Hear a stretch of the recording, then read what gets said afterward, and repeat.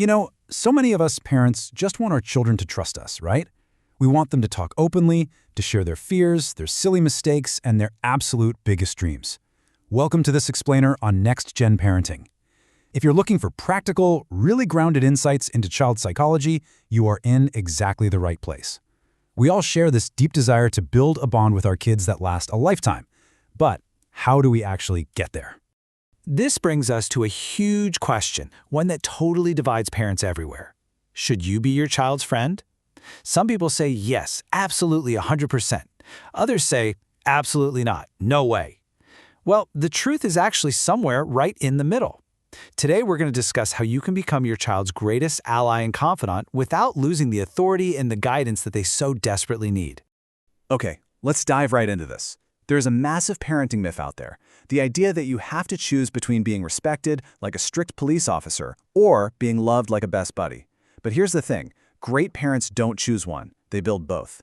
Children don't actually need another peer. They already have plenty of friends. What they truly need is a safe place, a trusted guide, and a supportive mentor. Your role in their life is entirely unique. Section 1. Avoiding the two extremes. The dangers of the cool parent and the dictator. So let's look at the two biggest traps we fall into. Mistake number 1 is the cool parent. This happens when we avoid discipline simply because we want our kids to like us. The result? No rules, no consequences, no boundaries. Now, kids might enjoy this temporarily, but deep down, it actually breeds deep insecurity. Children need structure because structure creates safety. On the exact opposite side, we have mistake number 2, the dictator. Focusing solely on rules, discipline, and performance makes the relationship incredibly formal. Kids stop sharing their thoughts and feelings. Sure, they obey, but they completely disconnect from you. Psychologist Diana Baumrind actually mapped this out in her groundbreaking research, and it's fascinating. The dictator is what she calls the authoritarian style. Low warmth but high boundaries. It's super rigid. The cool parent is the permissive style. High warmth but very, very low boundaries. It's way too indulgent. Both of these extremes fundamentally fail to balance a child's emotional needs with the structure they crave. Section 2. The golden middle, where warmth meets boundaries. This right here is the ultimate sweet spot. Baumrind called this the authoritative parenting style. Listen to the difference: high warmth and high boundaries. The authoritative parent is responsive to their child's needs, but they aren't indulgent. They're firm, but they're not rigid. Children absolutely thrive when they can say two things with total certainty.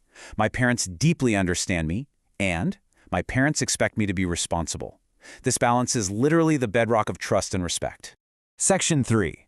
Connecting the right way. Strategies for building a lasting bond. So how do we actually do this?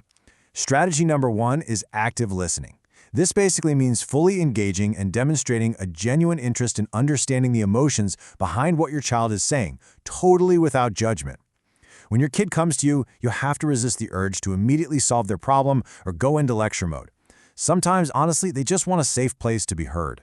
Let's break active listening down into 4 really simple steps based on research from Newport Academy. First up, remove distractions. Just put the phone down. Second, demonstrate interest visually. Maintain eye contact with them even when it's an awkward conversation.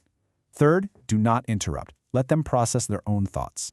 And fourth, ask really thoughtful questions. Instead of telling them what to do, try asking, "So how did that make you feel?" Or "What do you think you should do next?" It empowers them and builds immense connection.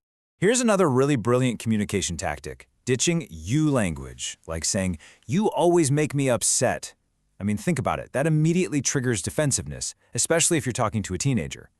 Switching to I language, like saying, "I feel upset when this happens," expresses your personal feelings without attacking them. It is such a tiny tweak, but it drastically improves emotional intelligence and keeps the lines of communication wide open. Strategy number 2 is all about spending quality time together. Now, true connection, it almost never happens during some grand lecture. It happens in the small, in-between moments. Taking walks, kicking a soccer ball around, reading together, or just eating family meals. It's really about becoming a student of your child's unique interests, so you become their safe place. When you build this kind of connection, you create an environment where honesty is welcomed, even when they mess up. Section 4. Setting healthy boundaries. How to say no while maintaining connection. Let's be super clear about something. Boundaries equals safety.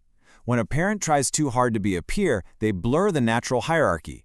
Psychology Today points out that oversharing adult struggles, like venting about financial stress or relationship issues, plays a massive, totally unfair emotional burden on a child. Your child desperately needs you to be their stable base. They need a trusted guide who can shoulder the heavy adult weight so they are free to just be kids. Now, being a loving parent absolutely does not mean being a permissive parent. Kids still need rules about screen time, homework, and bedtime for sure. Here are some incredibly effective ways to say no without breaking your bond. First, give a clear explanation instead of just saying, "because I said so." Offer alternative choices to give them a little sense of control. Say yes to what they can do. Acknowledge their disappointment and set your expectations in advance before you even leave the house. Consistency is what builds trust. And listen, when you inevitably mess up, because hey, none of us are perfect, right? Don't forget the immense power of just saying, "I'm sorry." Some parents actually fear that apologizing weakens their authority, but it is the exact opposite. Admitting when you've made a mistake models authenticity, it shows humility, and it demonstrates emotional maturity.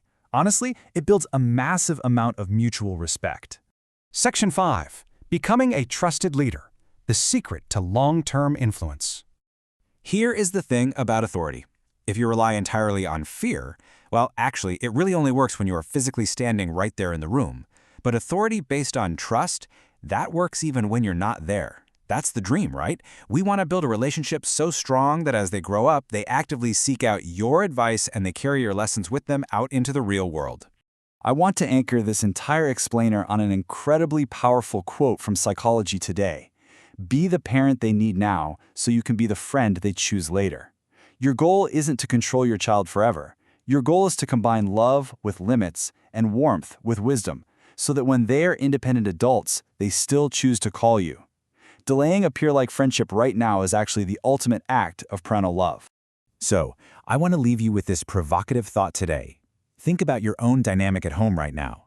Would your child describe you as strict, friendly, or somewhere perfectly in between? I'd love for you to analyze your own parenting style and share it with us in the comments below. If you found this explainer helpful, don't forget to like, subscribe, and turn on notifications. Welcome to Next Gen Parenting. Together, let's raise confident, respectful, and emotionally healthy kids. Thanks for hanging out with me, and I'll see you in the next one.